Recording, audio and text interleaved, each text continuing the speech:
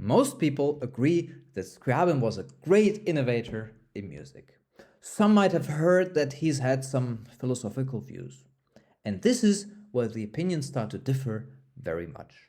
Some people claim that he was crazy, and some are very skeptical of him, mostly because they don't know enough about him. What if I told you that Scriabin's philosophy is really worth taking a closer look at, that it holds great value for the modern world, and that we can learn a lot from it? We'll debunk misunderstandings and get to know Scriabin's philosophy much closer. Are you ready? I'd like to approach Scriabin's philosophy from a very practical angle, to see how it can actually be applied in our lives and help us. We'll discover that Scriabin's philosophy closely mirrors or even predates thoughts of people like Schiller, Vernadsky, Schelling, and exhibits influences from Christianity, Theosophy, the ancient Greeks, Taoism, Russian Symbolism, and many more. We will also discover, in contrast to usual expectations, that there are fundamental differences between Scriabin and, for example, Nietzsche or Wagner, or that Scriabin's concepts, like ecstasy, are fundamentally misunderstood. We'll see that it is a true attempt to build a global philosophy, one that will bring mankind forward and transform it, and a philosophy with a decisively positive vision of humanity and its future. Also, in contrast to other great thinkers, Scriabin didn't just think of a nice theory. He turned it into great musical compositions, which to me personally makes it so much more appealing and really confirms his genius. Since there are very little true philosophers and composers, Scriabin is a valuable point of departure for us. On a side note, that is precisely one of the reasons that I founded the Scriabin Club, since Scriabin has this unique quality that would not be possible to have with any other composer. Just as a disclaimer, before I start, I'd like to mention that it is impossible to paint a full picture in this very short time. This topic really would warrant a PhD. While I'll rely on sources as much as possible, this will still feature my opinion and interpretation. Let's start by trying to summarize Scriabin's philosophy now. A paragraph that sums it up very well is in the 1916 book by Sabanev about Scriabin, which, by the way, features a treasure of insights about Scriabin and is, as far as I know, still untranslated. I'll translate this passage here, and then we'll take a closer look at it together afterwards and see what it actually means. So, this is the quote from a book. "The element of creativity is a purposeless, endless becoming, a forging of obstacles so that they may be overcome, an eternal attaining without ever arriving. It is the birthing of suffering and of delight, the savoring of suffering itself and of the self-created tragedies and shadows, and the triumphant scattering of these phantoms. Such creativity is a priceless, divine play, and so too is the universe, the fruit of a divine play of the world spirit, whose reflection within the microcosm of human nature is the creative spirit of the artist." Now, this was quite a mouthful, right? Let's summarize this now in plain English. So, point number 1. Creativity, and by extension, life itself, has no fixed goal. It is an open-ended, endless process. 2. Obstacles are created by the universe and by us humans only to be overcome. Struggle is part of creation. 3. There is eternal striving without final completion. Progress, but not arrival. 4. Both suffering and joy arise from this process, and even suffering can be experienced or transformed with a kind of artistic pleasure. 5. The artist creates darkness and tragedy only to dissolve them again, showing triumph over illusion. 6. Creation is fundamentally a form of divine play, not duty, not necessity, but sacred spontaneity. 7. The whole universe itself is the result of such divine play by the world spirit. 8. In every human being, especially in the artist, this divine creative spirit is reflected, making artistic creation a microcosm of cosmic creation. So one could say it's more about the path than about the goal, and realizing this brings true freedom. This is just a summary. In reality, there is so much more. In the following, we'll talk more concretely about these processes. Of course, the role of music is central here. The quote from Sabanev's book I mentioned before is basically the philosophical summary of Scriabin's Third Symphony, aptly called the Divine Poem, a work that Sabanev describes as autobiographical, because the first movement, it features struggles. The second movement is also called delights, and the third movement finally is the divine play. A big problem is, ironically, when the spirit actually accomplishes its goal and when it wins. It always contains something dark and sinister. Why? Because reaching one's goal is ironically the end. The spirit always needs new goals, new challenges, creating new obstacles just to overcome them. This is reflected beautifully in the Third Symphony and in the transformation between Scriabin's Fourth Sonata, which contains a very clear end, and the Fifth, which ends in a very strange way, almost like when it started, leaving audiences unsure when to clap. There were moments I read when Scriabin, I think, performed this Fifth Sonata, and people didn't know when to clap, and they thought, oh, the pianist forgot the notes because they suddenly finished. No, this perfectly aligns with the vision which I mentioned earlier.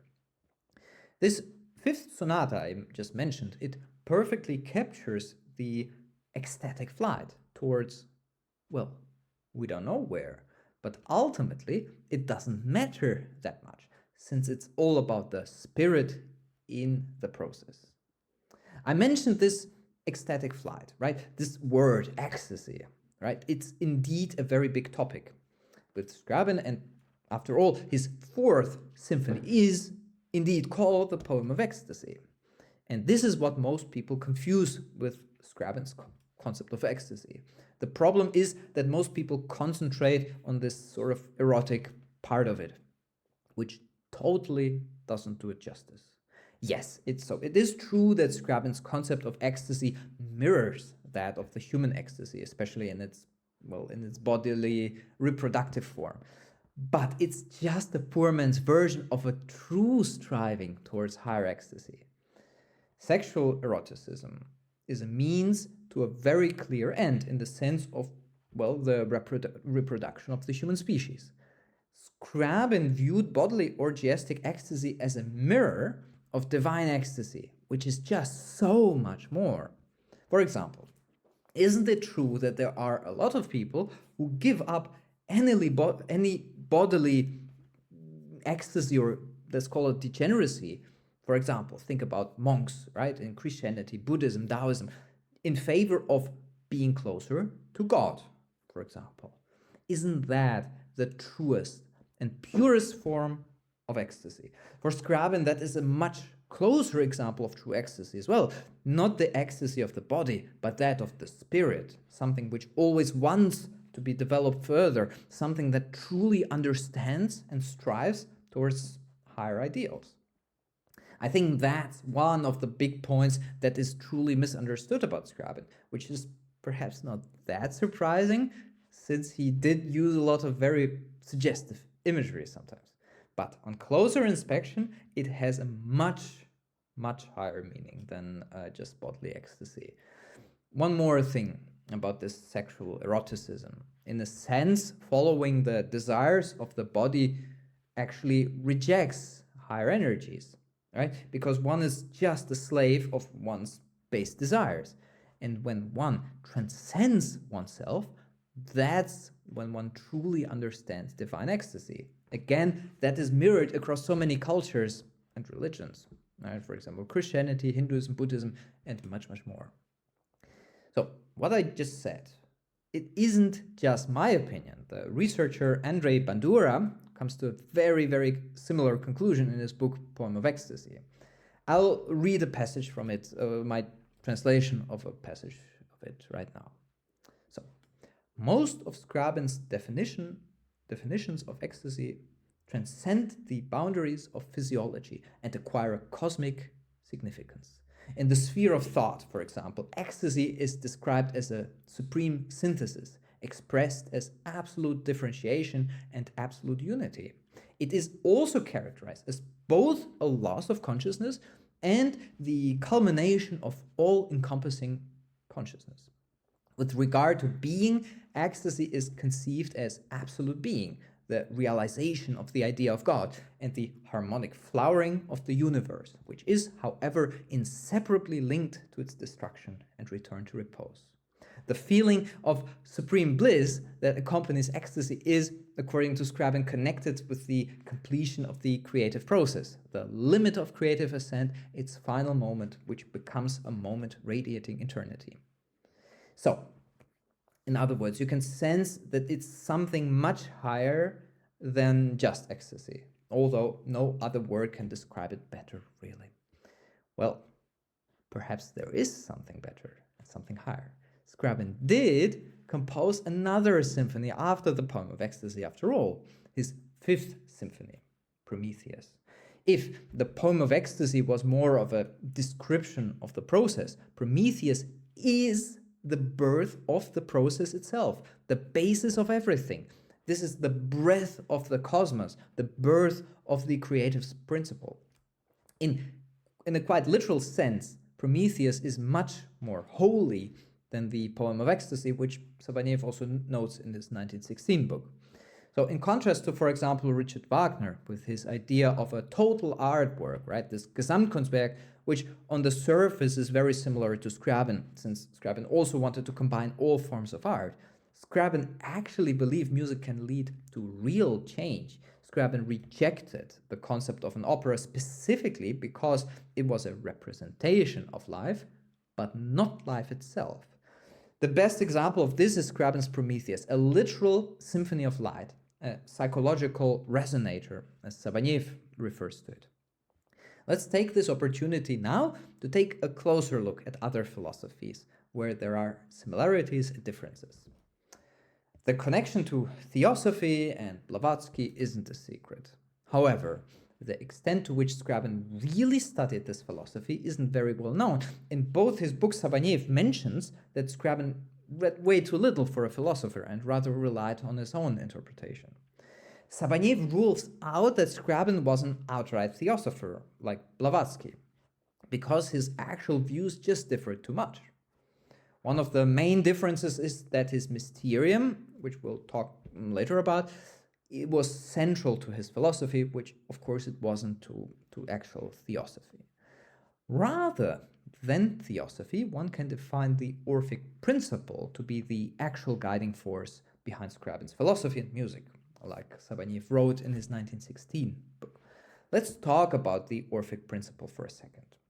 Orphism was an ancient Greek mystical religious current associated with the mythical poet-musician Orpheus. It combined myth, ritual, music, and cosmology into a doctrine of spiritual transformation. Orphism conceives the universe as harmonic, the soul as divine, and art, especially music, as a ritual force capable of purifying consciousness and restoring unity. Knowledge is ecstatic rather than discursive, and the artist functions as a hierophant, guiding the soul's ascent.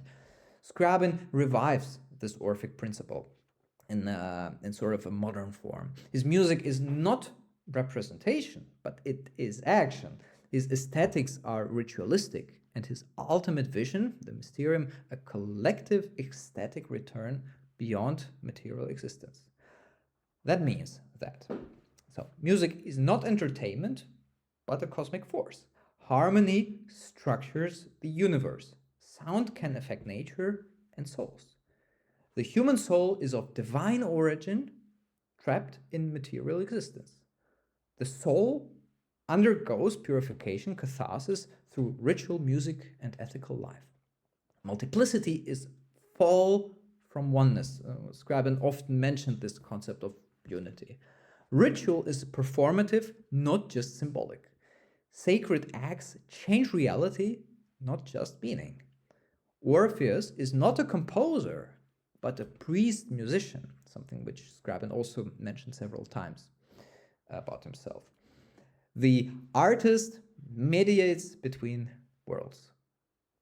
So this whole philosophy can be summarized like this. The universe is harmonic, the soul is divine, and music, ritual, leads the soul back to unity through ecstatic knowledge.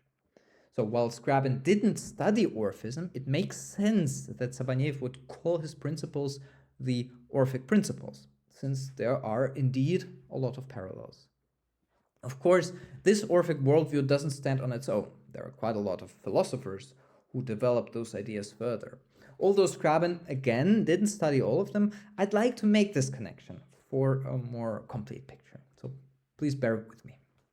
For instance, German idealists were certainly influenced by these Greek ideas. We have Friedrich Wilhelm Joseph Schelling, who comes closest to Orphism.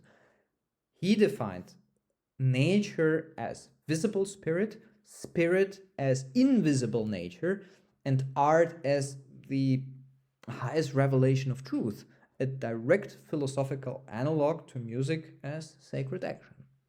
Or Friedrich Schiller, who crucially translated metaphysics into anthropology. Aesthetic experience reconciles sense and reason, liberating the human being through play, a secularized sort of form of Orphic ecstasy.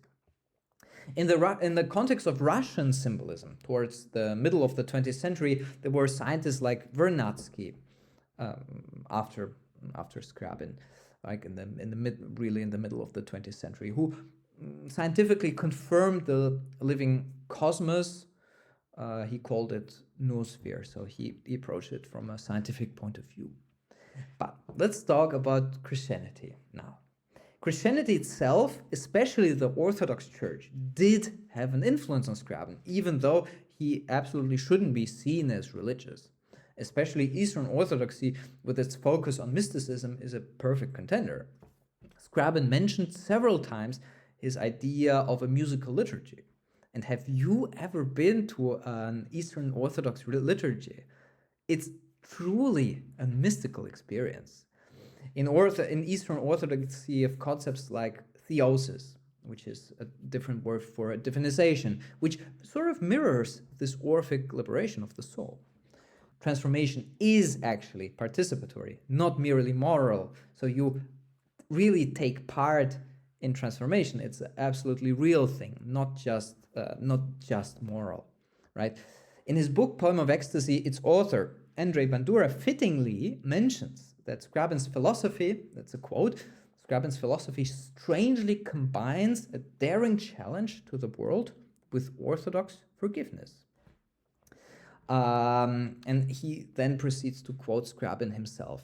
I made also a short translation of it into English, so here it is. The world is born of resistance that I myself desired, wrote Scriabin. Life is the overcoming of resistance. Your greatest friends are your enemies, for they awaken within you the longings you cherish most. How mistaken you are when you wish to destroy those who give birth to them. Love your enemies, for they have created your most beautiful feelings. Rise against them and struggle, loving one another, tempering one another through resistance. Then fly freely on the wings of your seeking, and at the summit of your emotional ascent you will know yourself as one with your enemies, and know yourself as nothing. If only you knew how great your bliss will be, how divine your repose. So you see that this aligns very beautifully with the first quote from the beginning of my presentation. This struggle is a holy matter, and there is real value in it. And through struggles or through struggling, we develop, we strive forward, we solve problems, from big problems of humanity to small problems in our daily lives. Is this the actual concept of the Übermensch, the superhuman of the famous philosopher Friedrich Nietzsche? Maybe, yes, on the surface. Although Scriabin's biographer Schlözer doubts that. Schlözer doubts his thoughts make sense. In contrast to Scriabin, Nietzsche's views were far more materialistic and far less idealistic. A much more harmonic and natural version of the superhuman is found in the principles of Taoism. There is a strong belief in intuition, just like Scriabin believed in it very much, and sort of this concept of inward vision. There is also this very famous union of opposites, right? You have yin and yang, which amazingly Sabaneyev quite literally alludes to in his book. Sabaneyev calls it male and female principles, both of which are necessary for the universe to function correctly, which incidentally are precisely depicted in the active Promethean energy in Scriabin's Fifth Symphony. By the way, you've probably heard of the Mysterium of Scriabin, the culmination of his grand idea, which he never finished.